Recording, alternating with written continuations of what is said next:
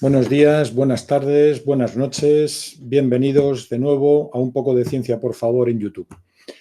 Hoy os voy a hablar de una de las tecnologías renovables menos conocidas que las otras más instaladas por el planeta, ¿no? Estamos hablando de las tecnologías que conocemos bien, la fotovoltaica y la eólica, pero es menos conocida la que se denomina energía solar termoeléctrica. Es la otra gran tecnología que aprovecha la energía del sol para convertirla en electricidad. Como siempre, esto está recogido en uno de los apéndices de mi libro. Entonces vamos sin más a ver qué es la energía solar termoeléctrica. Fijaros, lo que os voy a contar es en 4 puntos las ideas claves, ¿no? Los orígenes históricos ciertamente llamativos de esta fuente energética, el principio de funcionamiento de una central de energía solar termoeléctrica, los tipos de centrales termoeléctricas que existen en la actualidad y cuál es la situación de la termoeléctrica en el mundo, punto en el cual aprovecharé también para describir cuáles son las principales ventajas y los inconvenientes de esta fuente energética.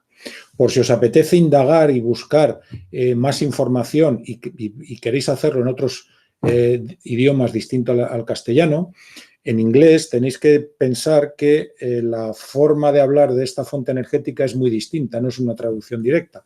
De hecho, en inglés se llama Concentrated Solar Power, o algo así como potencia solar concentrada, porque efectivamente eso es justamente lo que hace, concentrar la radiación del sol en un determinado punto para calentar un fluido y a partir de ahí generar energía eléctrica, tal y como veremos a continuación. Bueno, respecto a los orígenes, la idea de utilizar espejos para concentrar la radiación solar y calentar un fluido, un objeto, no es nueva.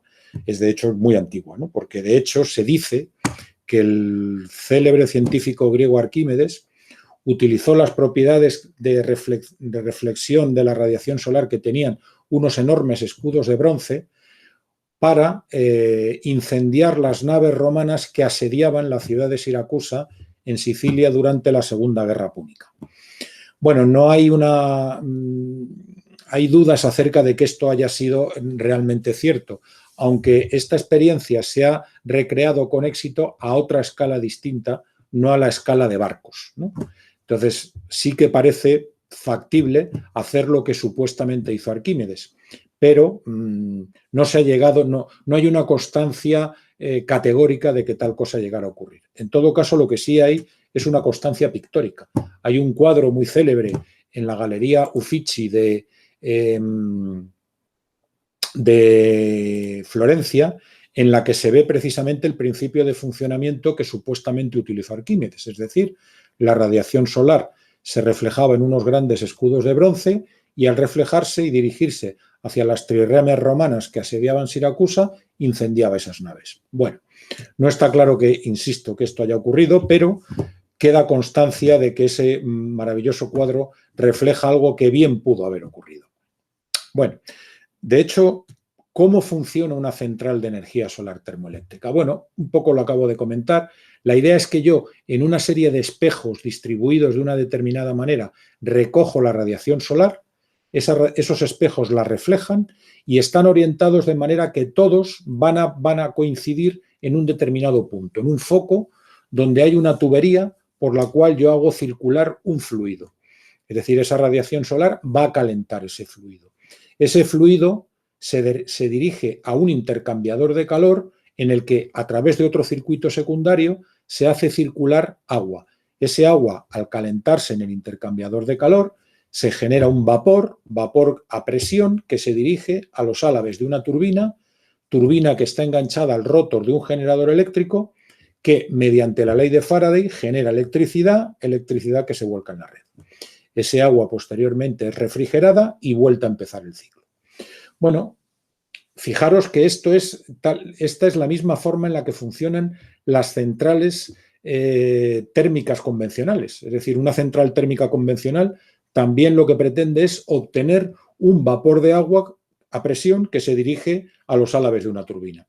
En una central térmica convencional, lo que ocurre es que la fuente de calor, en vez de ser el sol, como es en este caso, pues es un combustible, es la quema de un combustible. Entonces, este principio, como veis, es idéntico a la de las centrales térmicas convencionales, con el añadido ventajoso de que no hay combustión de gas o de petróleo o de carbón y, por lo tanto, no hay emisión de gases de efecto invernadero.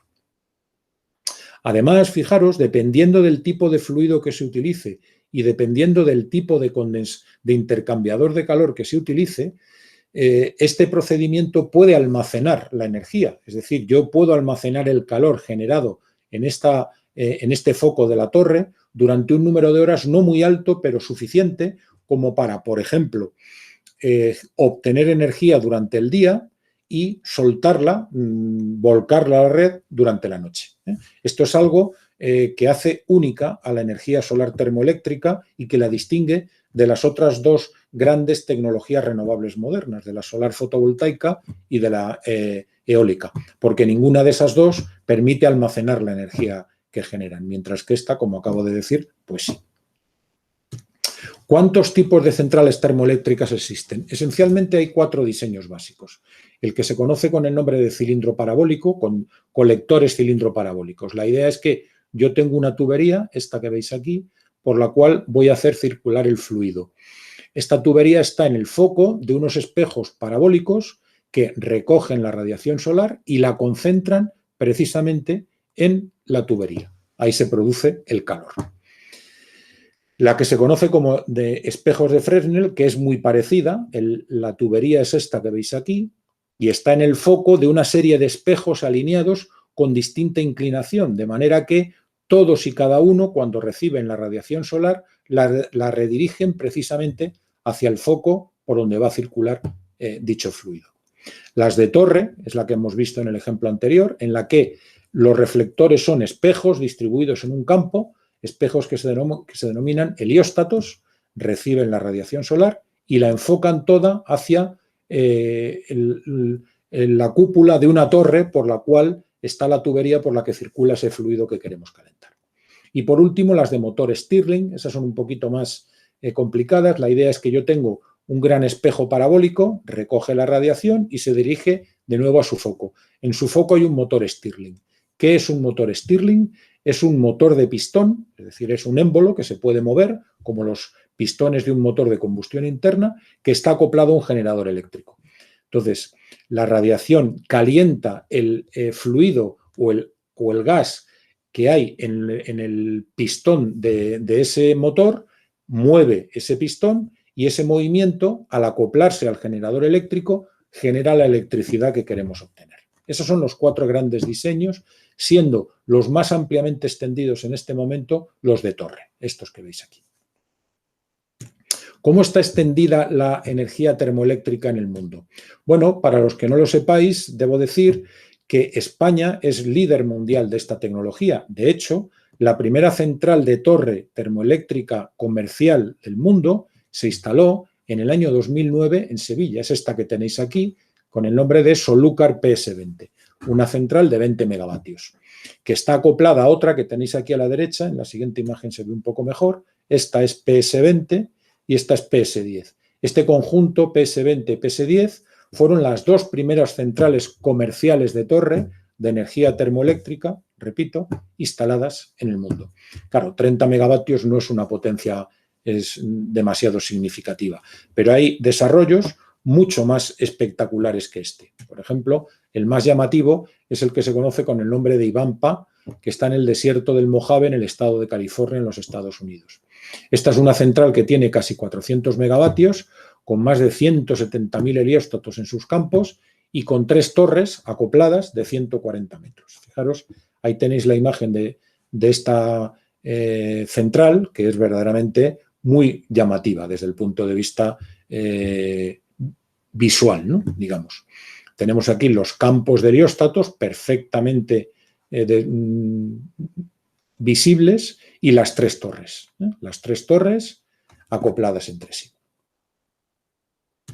La energía solar termoeléctrica, ya he dicho, España somos líderes mundiales de esta tecnología. Su despliegue en el mundo en este momento no es muy significativo, son 6 gigavatios. Si pensáis, por ejemplo, que la fotovoltaica tiene 630 gigavatios a finales del año pasado, estamos hablando del 1% de la potencia fotovoltaica instalada. De esos 6 gigavatios, entre Estados Unidos y España tenemos el entorno de 4 gigavatios, o sea, los 2/3 de la potencia termoeléctrica del planeta están recogidos más o menos mitad y mitad, un poco más en España, entre España y los Estados Unidos.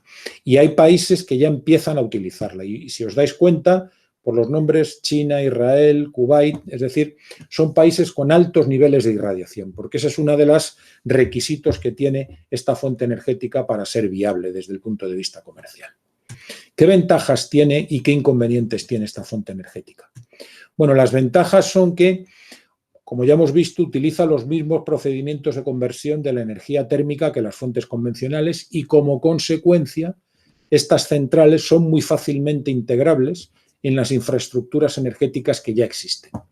Y además, como acabamos de ver, también puede almacenar energía térmica por un espacio de pocas horas, pero suficiente como para satisfacer un ciclo completo de 24 horas, sin mayores problemas. Ahora bien, tiene grandes inconvenientes también, el principal de los cuales es el coste. Al día de hoy, la energía solar termoeléctrica es la fuente energética renovable más costosa de todas las existentes. Y eso hace que su despliegue en este momento esté, como acabáis de ver, ciertamente limitado. Y además necesita de altos niveles de radiación, con lo cual pues solamente es viable si se instala pues, en lugares semidesérticos, ¿no? Pues en el desierto de Almería, por ejemplo, ciertas instalaciones en Sevilla, los desiertos del estado de California, los grandes desiertos de Arabia Saudí, de Kuwait, etcétera, etcétera. Bueno, pues esto es todo. Todo esto y mucho más, como ya sabéis, lo podéis leer en el libro de Energía Solar de la Utopía y la Esperanza, del que os hablo en estos vídeos regularmente. Entonces, voy a dejar de compartir esto, voy a dejar de presentar y simplemente os animo a seguir este canal y os animo a estar conectados porque regularmente iré subiendo vídeos para iros describiendo estas y otras cuestiones relacionadas con la energía solar y a un poco más largo plazo con otros asuntos que también espero que sean de vuestro interés. Pues nada más, muchas gracias por vuestra atención y espero que me volváis a ver pronto.